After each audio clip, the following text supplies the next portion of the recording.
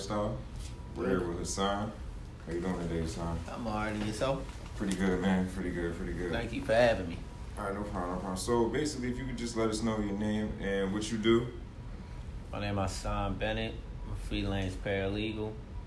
I was wrongfully convicted of a homicide. I sat for 4,613 days before I represent myself and was acquitted of all charges. That's powerful. So that's basically that's something real, man. Something real. Glad you overcame that, man. Strong brother.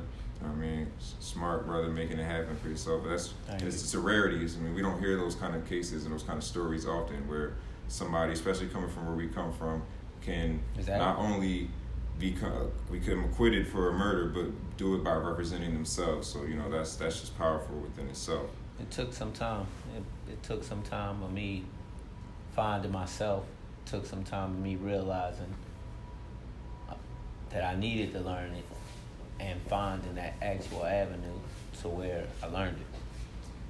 So, what's your background? Like, where are you from? I'm from Lansdowne Avenue. My family is from South Philly. I came up in Lansdowne Avenue as early as like 6 months, and I've lived in Lansdowne Avenue all my life. Okay. So what was your process like representing yourself? Like, when was the moment where you decided, like, you know what, I don't like the direction that this thing is going. Like, I'm just going to take it into my own hands, and I'm going to just do this myself. I'm going to see this thing through. Well, I wanted to represent myself after my lawyer at the time, he sat on my case for 2 years. So when I realized he wasn't doing well, I got tired of waiting. He wasn't doing anything, so I filed to remove him and represent myself. I filed my petition along with the motion to remove counsel. So, and that was December 2013. April 2013, me and the lawyer had a sit-down conversation, and he said he would listen to me, basically do the things he was supposed to do. He filed a petition after that, and it was bad. I wrote to courts, told them the petition was bad, and they said, no, you agreed to keep him on, you keep it. So October 3rd, 2014, he sent me a letter basically stating that the judge was going to deny my petition. And what I mean by denying your petition, this is a crucial stage, the PCRA stage. Once you get denied on here, on that stage, it's like almost slim to none chances that you'll get out of jail. So at that point, is when I said, yeah, I'm going to represent myself. Wow, man, it's a risk, but it was a calculated risk, as I can see. I mean, you're here with us today, so everything worked out. Would you recommend someone else to do the same? If they're studying, yes. It's, in my analogy, where I've grown up, you practice for things. Whatever your talent is, you practice it. You're a host. This is your app. You're running this app. For years, you practiced this. You've prepared for this app. You've built a building for this app. To allow another company to say, you know what, I don't want you to do it, I'm going to run this app, is like asinine. It's counterproductive for everything you built, everything you work for. True. That's definitely true. So, because it's like you better than the lawyer. It's like a basketball player. A basketball player works to play basketball. He practices basketball since as early as he can remember, probably like 8 years old. So he works his way all the way up to the NBA. Right? And now it comes down to the coach saying, hey, guy, I want you to shoot this shot. He's practiced this shot for years, decades. He's made it in the gym. He's made it in his mind. He's made it as a kid, this same shot. Let's say it's the corner three. The corner three, that's his shot. But when it comes down to it and they put the ball in his hand, he's wide open, he passes it off. Right. Sometimes you got to bet on yourself. You got to take responsibility and say, you know what, I want this on my shoulders. Yeah, I can understand where you're coming from with that. So that's how I felt. I don't want anybody, especially with my life in the hand. if it's the championship game and it's the last 5 seconds, give me the ball. This is what I work for. Give me the ball. They said, if you mess up, it's on you. Well, sometimes you got to hold yourself accountable. You got to hold yourself accountable before time. And once you do that, I felt comfortable. I mean, I had to police myself. I had to critique myself. So I was all right with it. That's what's up, man. You're strong, man. You're strong. With that being said, what's your vision now? Now that you're home, now with the new knowledge that you've gained and all the I have an obligation. Privileges you've been through. That now, where do you see yourself in society? I have an obligation. If you know something, you have an obligation. You can't just keep it to yourself. If I kept everything I knew to myself, then I'm just as much as a problem. I'm not helping anybody. So I got an obligation to teach. I got an obligation to build awareness. I got an obligation to build bridges, to build youth, to inform not only youth but adults. So this is what you are. This is what you are. You can do it, no matter what. If I did this, look what I did. I was in a lion's mouth. Exactly. I climbed out the lion's mouth. And that's empowering in itself. You know what I mean? And then you also can be there to back it up. Outside of just the story, you're also willing to put in the groundwork to also inspire by putting the work in. You know what I mean? Touching the people as well. So, what's your inspiration? What inspires you? My inspiration, Black history. I read a lot of. It got to a point where I just was reading law.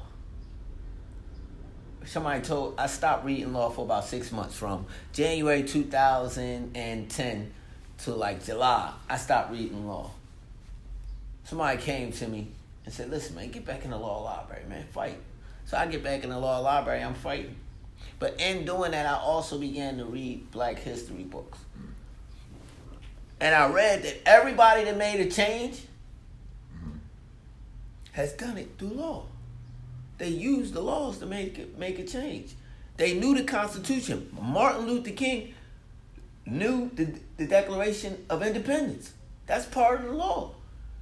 Huey P. Newton and Bobby Seale, in order to walk down the street with them rifles, they found the law that says that they were allowed to in California. Now, they changed it, but they knew the law. Right. Yeah. So once I figured out that all these people in history used the law to benefit them, or we wouldn't be where we are today. When I found out they did it, Tavis Smiley has said that we as a people want to be successful. That's what he said. He said, our problem is we want success. He said, we should strive to greatness. He said, Harriet Tubman, when she took 17 trips, she wasn't trying to be successful. Martin Luther King, when he walked the depths of the South, he wasn't trying to be successful. Malcolm X, he wasn't trying to be successful. Marcus Garvey, when he brought the ships, a fleet of ships, and said, rely on yourself, he wasn't trying to be successful. These people were striving for greatness. When Athena Shakur, Tupac's mom, represented herself in a commonwealth like this, but up in Boston, she wasn't trying to be successful. These people are striving for greatness. They see a problem, and they standing up to it. So once I saw that they did it, and I heard Mr. Smiley's speech, why not strive to be great? Right. Why settle? That's respectable. And for the people that are listening and watching this, I mean, that's something that they can, I feel like, that's commendable, and that's something that they can learn from, you know what I mean, and implement in their own lives. So what methods did you use to allow yourself to stay mentally strong, like when you were in jail for a crime you didn't commit, like knowing that you were locked up with faith and you were innocent? Faith. The more I learned, the more confidence I became. I did it my way. If it didn't make sense, I didn't care. I don't care what other people say. If I'm the sore thumb, I'm the sore thumb. If I stick out, I stick out. That's okay. Parents say, don't follow the crowd. If everybody jump off the bridge, you're going to jump off the bridge. And it's cool that saying when everybody's doing something bad. But when you're looked at as what you're doing is bad and what everybody else doing is right, Does that saying still apply? If it doesn't make logical sense, then why do it? Mm-hmm. And also, I had people to get back to. Tooth, how old was you when I got locked up? 6. 2 for 6.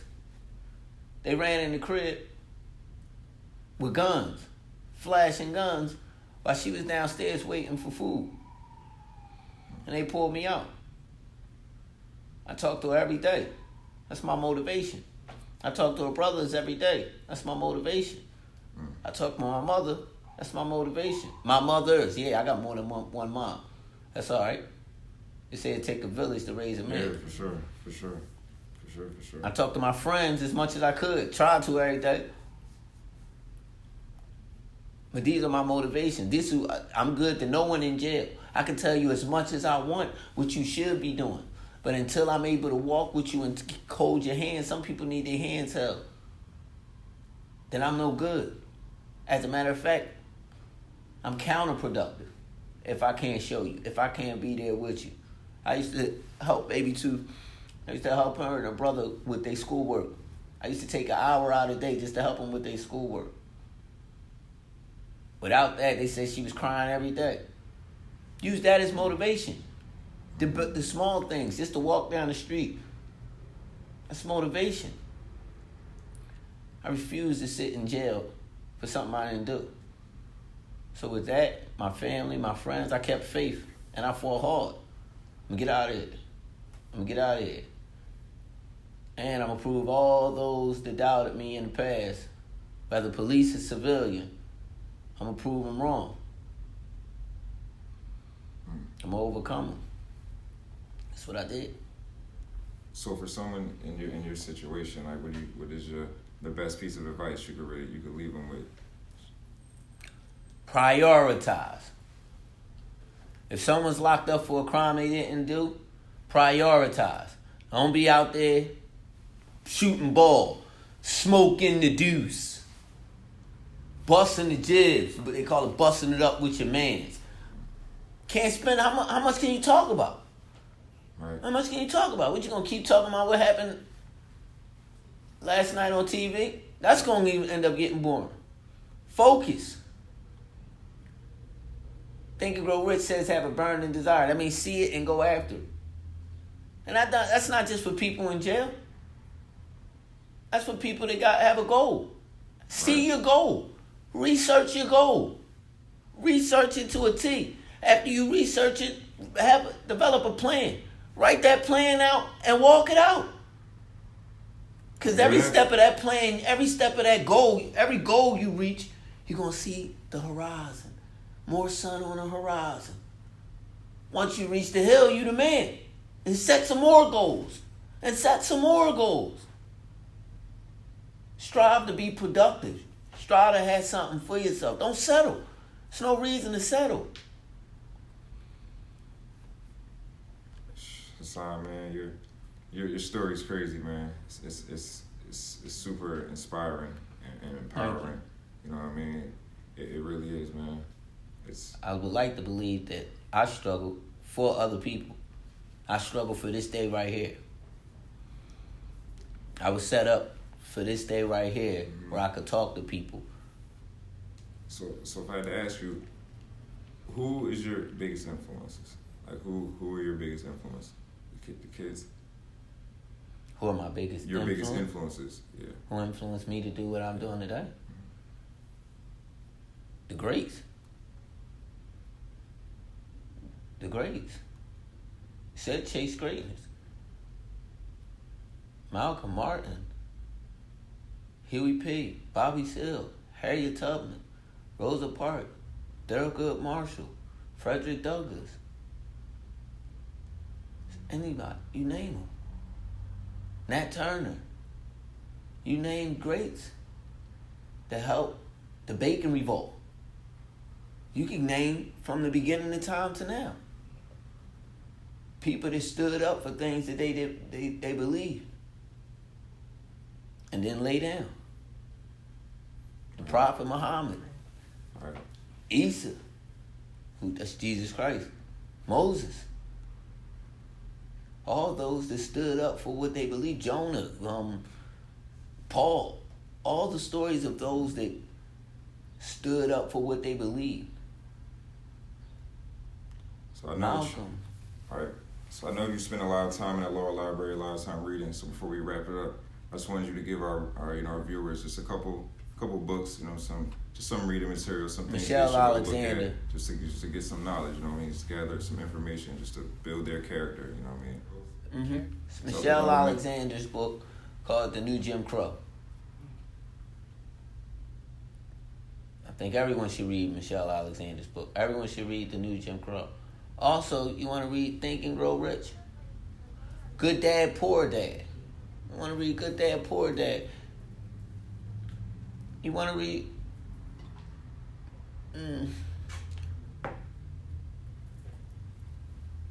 Those are the top three. Those are my top three at this time. Hey, man, well, Basics. Oh, Low Risk, Real Wealth. I love Low Risk, Real Wealth. Yeah, that's something I need to look at. Steve Harvey. Any book wrote by Steve Harvey. Good writer. Hey, man. Good writer. With that being said, Chronicles of a Worthy Lifestyle, we're wrapping up. My man Hassan. We look forward to checking him out, featured on the app soon, ASAP. We trying to build programs. Let them know too where they can find you. You can find me at Instagram on the litigator, DA_LITIGATOR. You can find me on Twitter at the litigator. You can find me on Facebook at the litigator. And you can email me if you have any legal questions. You can email me at HassanBennett1@gmail. That's HassanBennett1@gmail. Thank you, Hassan, man. Thank you. We trying to Future build top things, lawyer man. in the city, man. We trying to build things, man. We trying to come out and speak and spread the word. We trying to inspire people. We trying to build programs. If you can help, if we going any way you can help, we have a GoFundMe where some of that will be spent to GoFundMe. Some of it will be spent on my pursuit to being a lawyer, passing a bar. It's a long road. Help support us. this brother. Help us. Support him. Help me support you. Help me help you. That's how we win, by supporting each other.